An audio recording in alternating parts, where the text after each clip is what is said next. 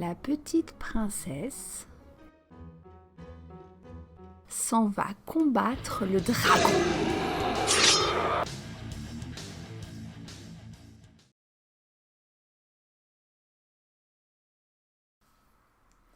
Bonjour à toutes et à tous et bienvenue sur mon curieux booktube féministe.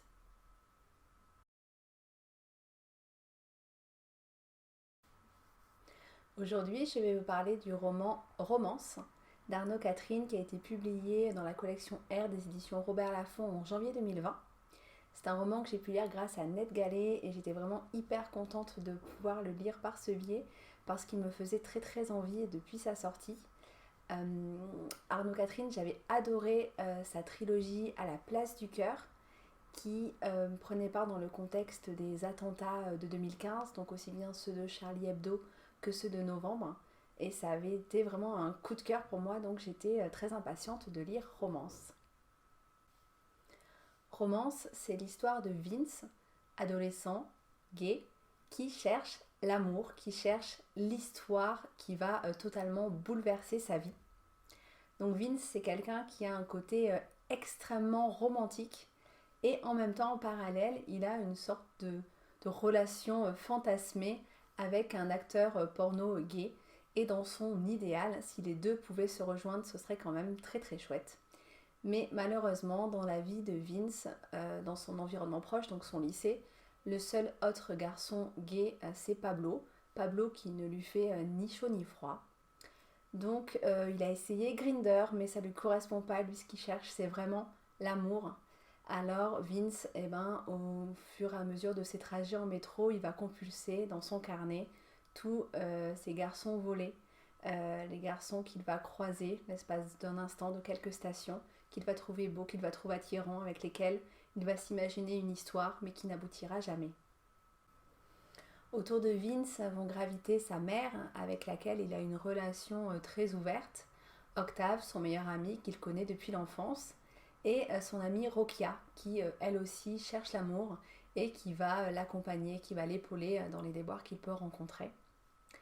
Et puis un jour, de façon inattendue, Vince va débuter cette histoire qu'il attendait, mais est-ce qu'elle sera à la hauteur de ce qu'il avait imaginé? Est-ce que ce sera la romance dont il rêvait? Ça, je vous ne le dis pas, ce sera à vous de le découvrir dans le roman, si ça vous donne envie. Romance, c'est un roman que j'ai vraiment beaucoup aimé, pour la même raison que j'avais beaucoup aimé À la place du cœur, c'est que ce sont des romans qui sonnent infiniment vrais. Je trouve qu'Arnaud Catherine a un talent assez incroyable pour croquer les adolescents. Ça sonne toujours très vrai. Et alors, il a une écriture qui peut sembler assez crue. Je sais, pour avoir lu certaines critiques de ce roman sur Instagram ou sur Babelio ou sur d'autres réseaux, que certaines d'entre vous ont pu être un peu choqués, c'est un grand mot, mais ne pas apprécier cette écriture. Moi, je trouve au contraire que ça participe vraiment à la vérité de ce roman.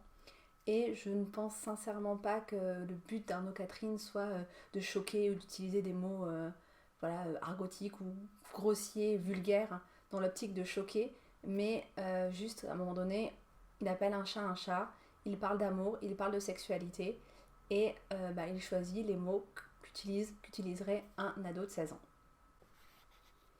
Ce qui participe beaucoup à cette impression de vérité aussi, c'est le fait que le roman soit parsemé d'extraits du journal de Vince, en fait, donc dans lequel il consigne ces garçons qu'il croise dans le métro, mais aussi de discussions SMS ou d'extraits de comptes Instagram, de photos Instagram. Et ça peut paraître un peu artificiel ou anecdotique, mais ça l'est pas du tout. Ça a vraiment une part hyper importante dans le récit, au même titre que les mots. Et notamment à la toute fin, où il y a cette mise en parallèle de comptes Instagram qui est tellement révélatrice de tout ce qu'a apporté le roman et que j'ai trouvé très touchante et que j'ai beaucoup apprécié. Le personnage de Vince, c'est un personnage qui va être extrêmement attachant, moi j'ai trouvé. Il a un regard malgré tout très ironique en fait sur sa situation, sur sa quête. Ça va transparaître beaucoup, notamment dans le cadre de notes de bas page qu'il utilise énormément et dans lesquels il s'extrait du récit. Il a un regard un peu éloigné sur ce qu'il vit et souvent c'est assez décalé, assez drôle. Vince, il a aussi quelque chose d'un peu, un peu grandiloquent, il a cette volonté d'absolu qui peut prêter un peu à sourire parfois, mais voilà, qui est très propre à son caractère très entier. Et ce caractère très entier, il va aussi prendre la forme d'une violence, une violence très forte, quand il va entendre à son égard des propos homophobes. Donc ça, c'est quelque chose qu'il a des difficultés à gérer en fait.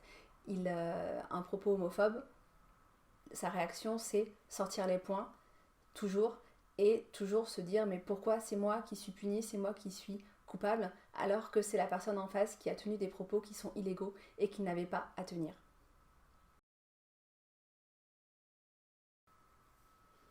Outre le fait que j'ai beaucoup aimé Romance, je vous parle de ça pour deux raisons.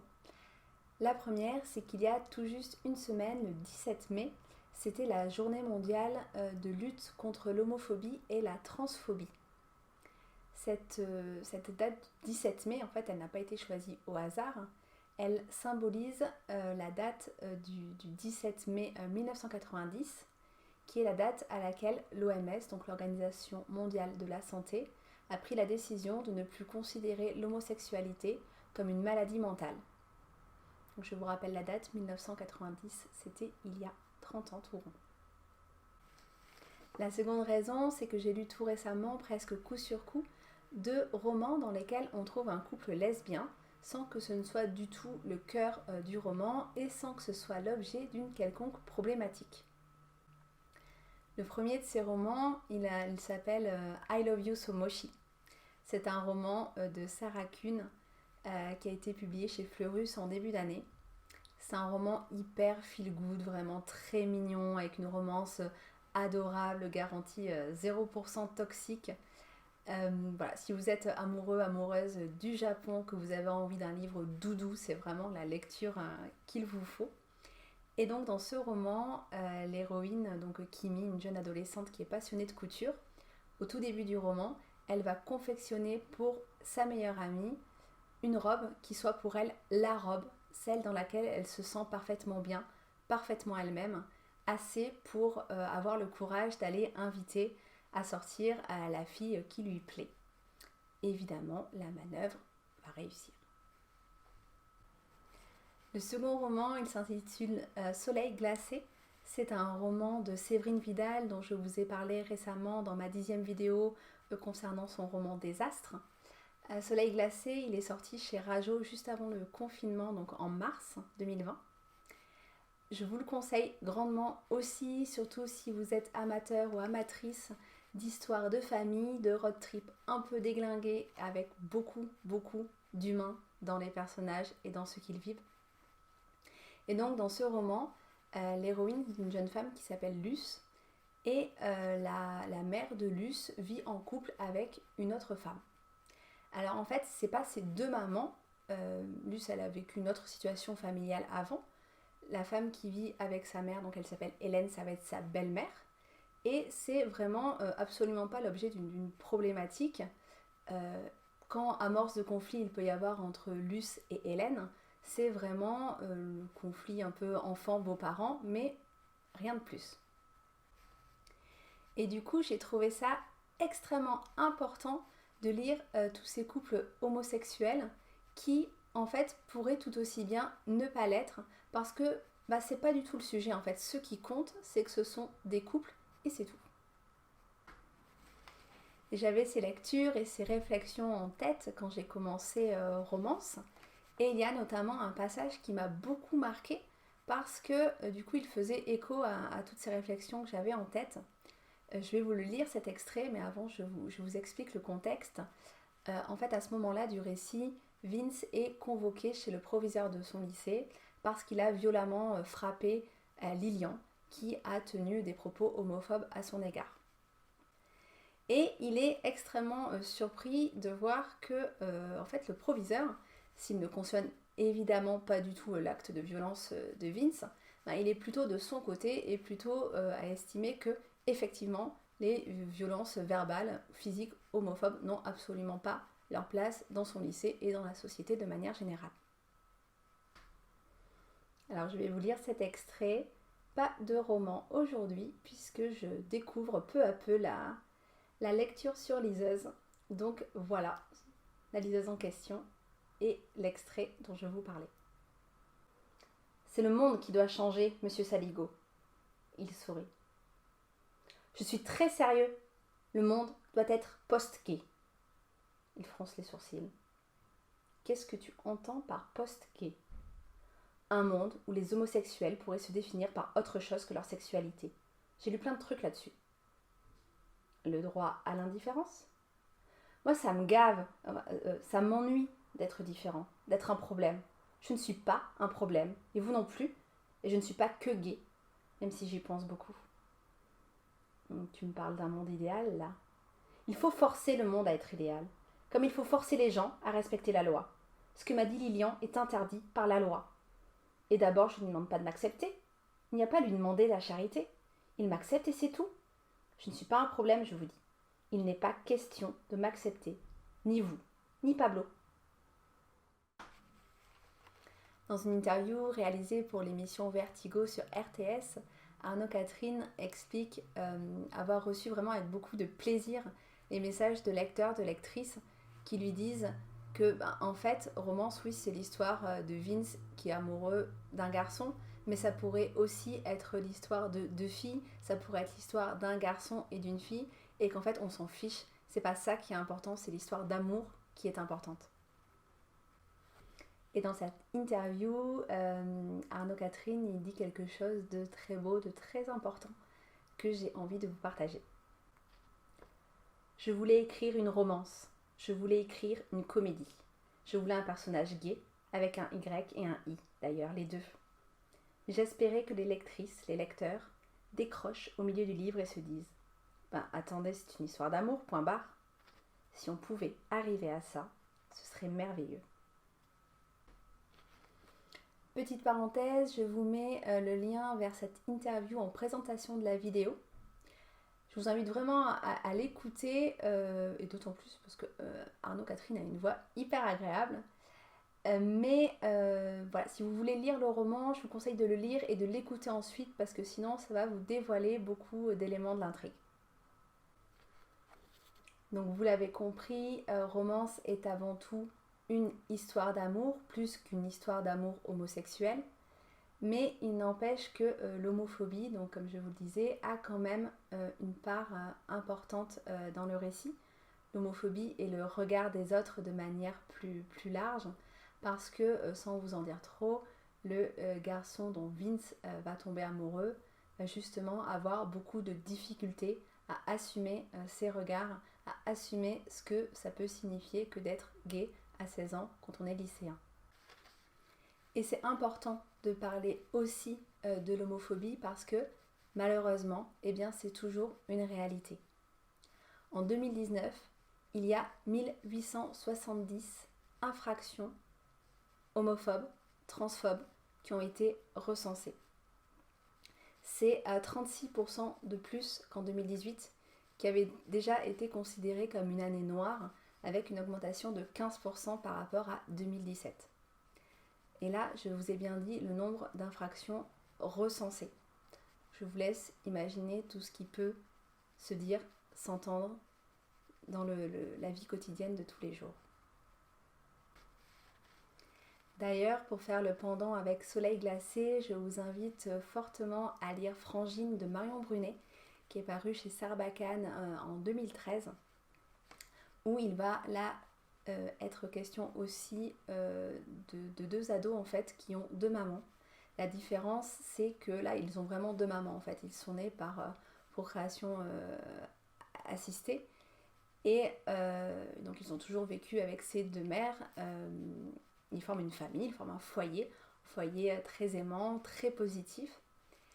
Et ça va changer quand la jeune fille, Pauline, va entrer au lycée et qu'elle va subir tout à coup du harcèlement, beaucoup d'injures, d'insultes sur sa famille, le fonctionnement de sa famille. Et ça va beaucoup la toucher, ça va beaucoup la troubler. et ça va l'amener à remettre en question son quotidien en fait et son propre foyer. Frangine, c'est un très beau roman que je vous conseille vraiment et que j'ai trouvé très symbolique de ces réflexions parfaitement hypocrites que peuvent prononcer certaines personnes qui vous expliquent qu'il ne faut pas que les couples homosexuels élèvent des enfants, qu'il ne faut pas qu'ils puissent en adopter, qu'il ne faut pas qu'ils puissent bénéficier de la PMA parce que ces pauvres enfants, on va se moquer d'eux. En fait, la solution, elle est hyper simple en fait. Il suffit que personne ne se moque d'eux en fait. Les mêmes personnes qui vont soi-disant plaindre ces enfants seront les premières à avoir un avis et cet avis ne sera pas très bienveillant. Donc pour que personne ne se moque d'eux, il suffit juste de se taire et d'éduquer ces enfants un peu différemment et de leur expliquer qu'une famille est une famille, qu'un couple est un couple et peu importe de qui il se compose.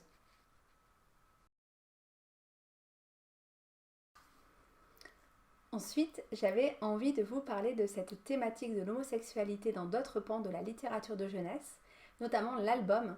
Mais je me suis dit ensuite qu'il y avait vraiment matière à créer une vidéo à part entière pour cette thématique parce qu'il y a vraiment beaucoup de choses à dire. Donc si le sujet vous intéresse, n'hésitez pas à me laisser un petit mot en commentaire. Du coup, à la place, je me suis dit que j'allais plutôt vous parler d'un de mes chouchous en termes de romance gay dans la littérature ado et young adulte. C'est une romance lesbienne qui porte un très joli titre. C'est La Sirène et la Licorne d'Erin Mosta qui a été publiée chez Rajo en 2018 et qui raconte l'histoire de deux jeunes filles avec chacune un passif assez douloureux pour diverses raisons. Et ces deux jeunes filles, le long d'un été, elles vont apprendre à se rencontrer, à s'aimer, à s'accepter et à dépasser leurs blessures. Alors je vous l'accorde, le pitch est hyper classique, mais c'est un roman que j'avais trouvé vraiment très agréable à lire. Ça avait été un petit coup de cœur très frais, même s'il aborde quand même des sujets qui peuvent être assez durs. Et j'avais notamment eu un petit coup de cœur pour une des deux jeunes filles qui s'appelle Lily. De mémoire, c'est elle qui est la narratrice du récit. Lily, déjà, elle avait un style que j'aimais beaucoup, assez original, avec ses cheveux arc-en-ciel et tutu et ballerine à paillettes. Et surtout, Lily, elle avait une passion pour la création, la confection de maquillage, pour d'effets spéciaux en fait, pour le cinéma, notamment d'horreur. Et du coup, ça a une part vraiment importante dans le récit. On voit ses créations, le travail qu'elle fait, tout son travail de recherche. J'avais trouvé ça hyper original et hyper chouette. Voilà pour cette 13e vidéo. Alors en attendant un monde post-gay où je n'aurai plus besoin de faire des vidéos sur cette thématique, j'espère que celle-ci vous a plu, qu'elle vous a donné envie de découvrir Romance peut-être, ou d'autres romans dont j'ai pu vous parler, I Love You So Mochi, Soleil glacé, Frangine, La Sirène et la Licorne juste à l'instant. Si vous avez déjà lu ces romans, que vous avez envie d'échanger avec moi, n'hésitez pas à le faire en commentaire. N'hésitez pas à me mettre un petit pouce levé, à me montrer que vous êtes là et à échanger avec moi. Merci d'avoir pris le temps de regarder cette vidéo et je vous dis à très bientôt.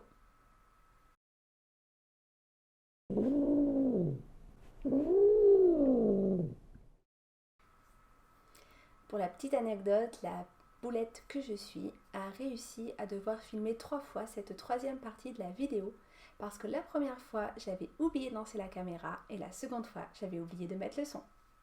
C'est cadeau.